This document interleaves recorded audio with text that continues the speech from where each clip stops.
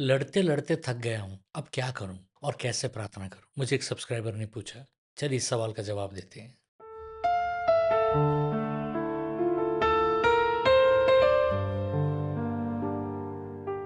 Video को अंत तक ज़रूर देखिएगा क्योंकि मैं एक सवाल पूछूंगा और पहले 3 सही जवाब देने वालों में से 2 जन को मेरा किताब इनाम में मिलेगा और किताब बाय पोस्ट आएगा आपके घर। और प्लीज़ कमेंट्स चेक करते रहिएगा क्योंकि मैं विनर को कमेंट्स में अनाउंस करता हूँ। क्या आप उस जगह पहुँच गए हैं जहाँ लड़ने की ताकत नहीं बची, प्रार्थना के शब्द नहीं मिलते और बस यही सवाल है, अब क्या करूं समझ में नहीं आ रहा? अगर हाँ, तो ये संदेश आपके लिए है। आज हम बाइबल से जानेंगे थकावट क्यों आती है, परमेश्वर ऐसे समय को कैसे देखता है, जब लड़ नहीं पा रहे हो तब कैसे प्रार्थना करनी चाहिए। सबसे पहले, थक जाना पाप नहीं है, बाइबल इसे मानती है।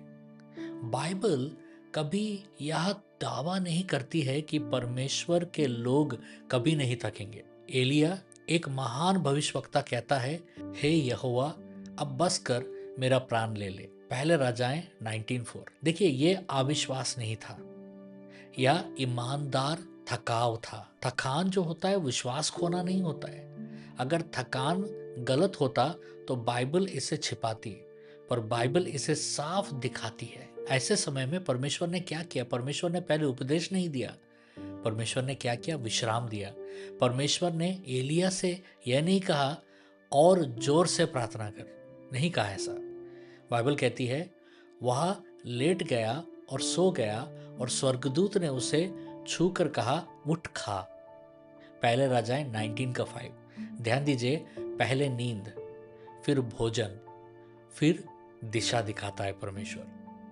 परमेश्वर समझता है हमारी थकावट को। थके हुए मन को पहले संभालना पड़ता है, फिर समझाना पड़ता है। ये परमेश्वर अच्छे तरीके से जानते हैं। अगर आज आप थके हैं तो यह आत्मिक असफलता नहीं है, यह संकेत है कि आपको रुकने की अनुमति चाहिए। हर लड़ाई आपको नहीं लड़नी होती है। अक्सर थकावट इस कारण आती है कि हम वह युद्ध भी लड़ रहे होते हैं जो परमेश्वर ने अपने लिए रखा है। बाइबल कहती है, यहोवा तुम्हारे लिए लड़ेगा और तुम चुपचाप रहो। निर्गमन 14:14। यह बात कहती है, कुछ समय लड़ने का नहीं, कुछ समय चुप रहने का होता है। लेकिन हम क्या करते हैं? चुप रहने के समय में लड़ पड़ते हैं। चुप रहना डर नहीं है, चुप रहना विश्वास की गहराई है। जब प्रार्थना खाली लगता है तब भी परमेश्वर काम कर रहा होता है आपके जीवन में। कभी कभी प्रार्थना करते समय लगता है शब्द निकल ही नहीं रहे। बाइबल कहती है, आत्मा हमारी दुर्बलता में सहायता करता है क्योंकि हम नहीं जानते कि किस प्रकार प्रार्थना करनी चाहिए। रोमियो का 8 का 26। जब आप नहीं जानते कि क्या बोले, तब भी पवित्र आत्मा जानता है।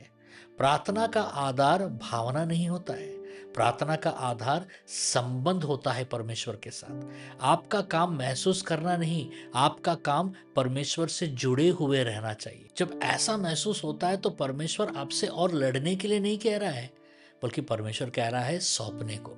बाइबल कहती है, अपनी सारी चिंता उस पर डाल दो क्योंकि उससे तुम्हारी चिंता है। पहला पतरस 5:7 में। यह पद नहीं कहता चिंता के साथ प्रार्थना करो, यह कहता है चिंता डाल दो, बोझ उतार दो। देखिए, सौंपना हार नहीं है, सौंपना सही हाथों में देना है। जब लड़ नहीं पा रहे हो तब कैसे प्रार्थना करें, यह सबसे बड़ा सवाल है। परमेश्वर लंबी सही भाषा वाली प्रार्थना नहीं मांगता, वह सच्चाई मांगता है। प्रभु यीशु ने कहा, मेरे पास आओ और मैं तुम्हें विश्राम दूंगा। मत्ती का 11 का 28।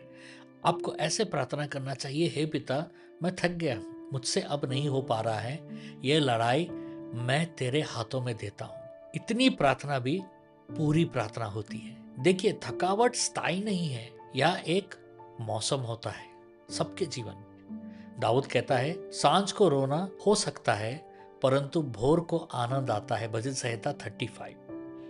ध्यान दीजिए, लिखा है सांझ को, लिखा नहीं है हमेशा के लिए। बहुत लोग इसे हमेशा के लिए सोचते हैं। अगर आज रात है तो इसका मतलब है भोर आने वाला है। तो इसलिए समझिए, थक जाना हार नहीं है, रुक जाना अविश्वास नहीं है। परमेश्वर आपसे यह नहीं कह रहा है और लड़ो, वह कह रहा है मुझे करने दो।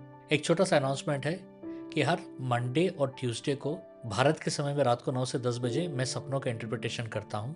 नीचे डिस्क्रिप्शन में सपनों का इंटरप्रिटेशन का फॉर्म का लिंक है, उस लिंक में आप अपने सपनों को भेजिएगा, मैं ज़रूर इंटरप्रेट करूँगा। और हर थर्सडे और फ्राइडे को ह्यूस्टन के समय में सुबह 9:30 से 10:30 और भारत के समय में रात को 9 से 10 बजे मैं ऑनलाइन में आकर प्रार्थना चलाता हूँ और कई लोग हमारे साथ जुड़ रहे हैं और मुझे बहुत सारे मैसेजेस आ रहे हैं कि परमेश्वर इस प्रार्थनाओं के द्वारा बहुत सारे छुटकारे कर रहे हैं। आप भी उस प्रार्थना में ज़रूर जुड़िएगा। चलिए हम एक छोटा सा प्रार्थना करते हैं। हे पिता परमेश्वर, यीशु मसीहा के नाम में हर थकावट का आत्मा टूट जाए। जो लोग लड़ते लड़ते थक गए हैं उन्हें आज विश्राम मिले। हम अपनी लड़ाइयाँ तेरे हाथों में सौंपते हैं, यीशु मसीहा के नाम में, आमीन। और ये रहा आज का वीडियो का सवाल। बाइबल के अनुसार जब हम थक जाते हैं तो परमेश्वर हमसे क्या करने को कहता है? एक लाइन में भी आप जवाब दे सकते हैं और सही 3 जवाब देने वालों में से 2 जन को मेरा किताब इनाम में मिलेगा और किताब बाई पोस्ट आएगा। अगर आपको कोई सवाल है, प्रार्थना का फॉर्म का लिंक नीचे डिस्क्रिप्शन में है, उसे भरकर हमें ज़रूर भेजिएगा। मैं आपको वॉइस मैसेज के द्वारा प्रार्थना कर आपको मैं भेजूंगा। परमेश्वर आपको बहुत आशीष दे।